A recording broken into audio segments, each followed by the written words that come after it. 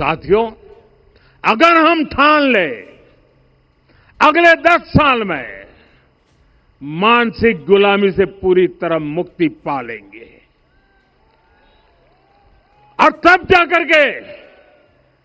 जाकर के ऐसी ज्वाला प्रज्वलित होगी, ऐसा आत्मविश्वास बढ़ेगा कि 2047 तक विकसित भारत का सपना पूरा होने से भारत को कोई रोक नहीं पाएगा। आने वाले 1000 वर्ष के लिए भारत की नींव तभी सशक्त होगी जब मैकाले की गुलामी के प्रोजेक्ट को हम अगले 10 साल में पूरी तरह ध्वस्त करके दिखा देंगे। वर्ष 1835 में भारत की प्राचीन गुरुकुल व्यवस्था को नष्ट करके लॉर्ड मैकॉले ने काले अंग्रेज तैयार करने वाली जो शिक्षा व्यवस्था भारत में थोपी थी, प्रधानमंत्री नरेंद्र मोदी उसका अंत करना चाहते हैं, वो भी मात्र अगले 10 वर्ष में 2035 तक। ध्यातव्य है कि इस तरह का संकल्प लेने वाले या देशवासियों से ऐसा आह्वान करने वाले वे पहले प्रधानमंत्री हैं।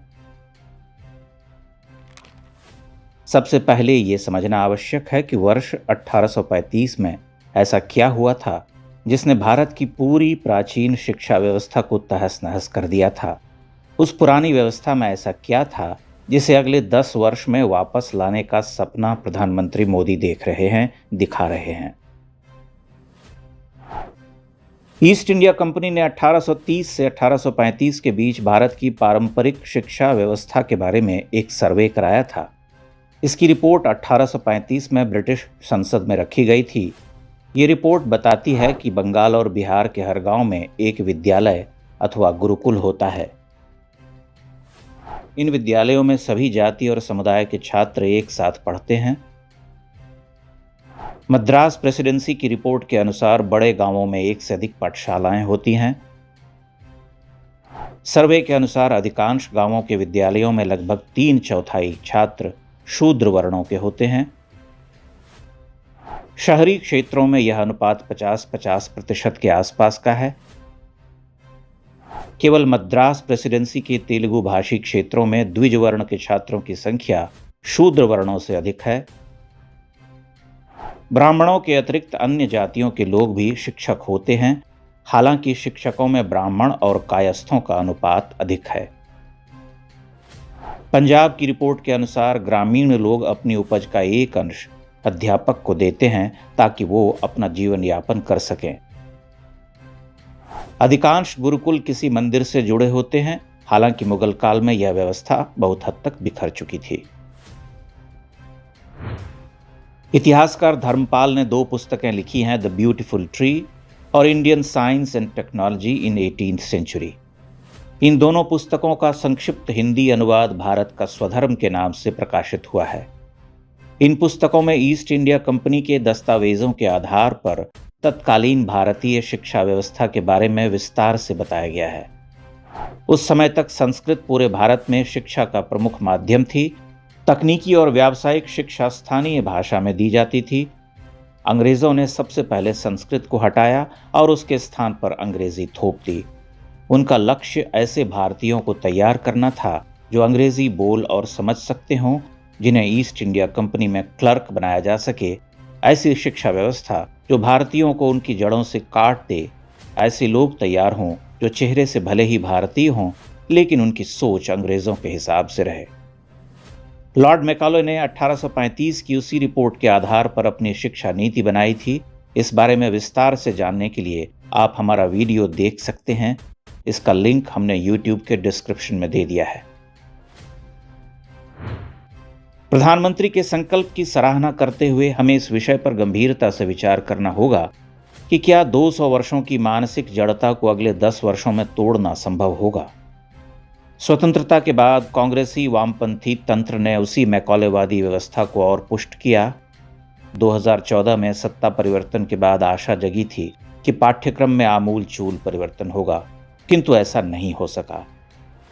पिछले 3-4 वर्षों में इतिहास की पुस्तकों में कुछ परिवर्तन किए गए हैं।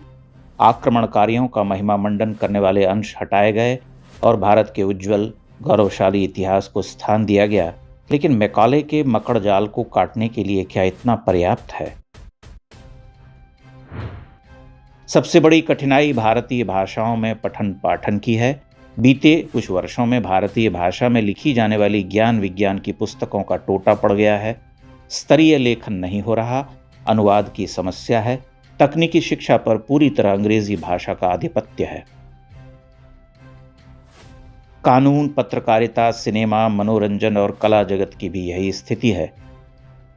एक स्कूली छात्र जब अपनी आरंभिक शिक्षा के दिनों में अपनी भाषा से दूर हो जाता है या तकनीकी शब्दावलियों से अपरिचित होता जाता है, तब कॉलेज अथवा उच्च शिक्षा प्राप्त करते हुए उसकी वापसी लगभग असंभव हो जाती है।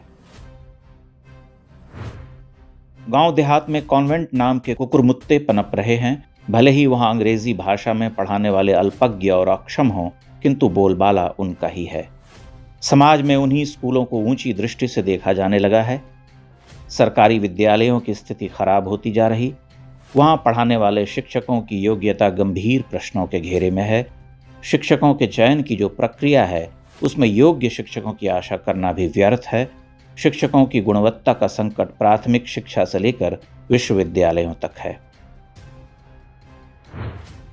भारतीय समाज आज अंग्रेजी शिक्षा व्यवस्था के अधीन है। उसकी विकराल होती छाया भारत के सांस्कृतिक सूर्य को ढकती जा रही। शहरी समाज की बात करना तो व्यर्थ ही है। गांव देहात तक में अंग्रेजी का ऐसा हवा है कि हम अपनी बोली बानी को त्याग कर, अपनी मातृभाषा को परे कर अंग्रेजी में संवाद करना पसंद करते हैं।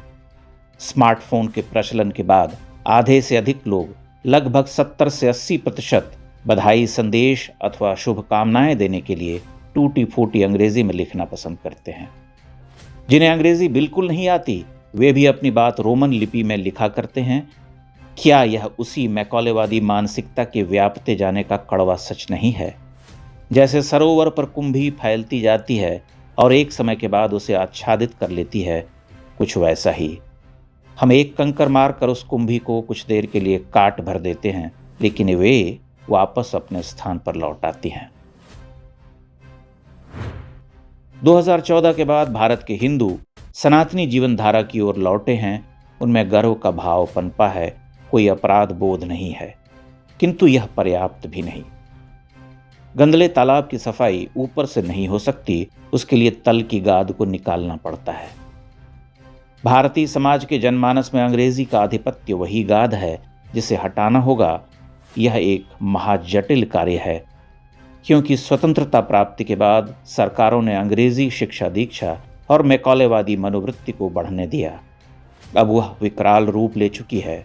इस मानसिकता से मुक्ति कैसे मिलेगी जब भारतीय शासन तंत्र का हर अंग आज भी औपनिवेशिक व्यवस्था का ही विस्तार बना हुआ है?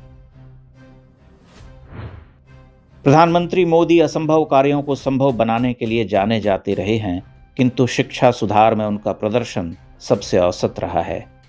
शिक्षा मंत्रालय में जैसे लोगों को बिठाया गया, उससे भी सरकार की गंभीरता पर संदेह पैदा होता है। शिक्षा में किसी भी सुधार के लिए एक समग्र भारतीय दृष्टि और भगीरथ प्रयास की आवश्यकता होगी। सरकार को देशवासियों को इस बात के लिए आश्वस्त करना होगा कि भारतीय भाषाओं में शिक्षा प्राप्त करके भी हम वे सारे कार्य कर सकते हैं जो अंग्रेजी में पढ़े लिखे छात्र कर पाते हैं। शिक्षा का उद्देश्य सरकारी बाबू तैयार करना नहीं होना चाहिए। विद्यालयों में ऐसे नागरिकों का निर्माण हो जिनमें अपने समाज और राष्ट्र के लिए कर्तव्य का बोध रहे, नैतिकता का वो भाव रहे जो सनातन धर्म की पहचान है।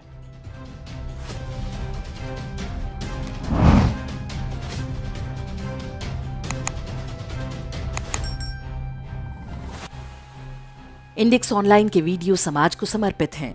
आप इनको डाउनलोड करके जैसे चाहे वैसे प्रयोग कर सकते हैं। चाहे तो आप हमारे टेलीग्राम चैनल से जुड़ सकते हैं। वहां सारे नए पुराने वीडियो आपको मिल जाएंगे। हमारे सोशल मीडिया लिंक हर वीडियो के डिस्क्रिप्शन में होते हैं। हमारा एकमात्र उद्देश्य हिंदू समाज को जागृत और एकजुट करना है। इसमें सहभागी बने। धन्यवाद।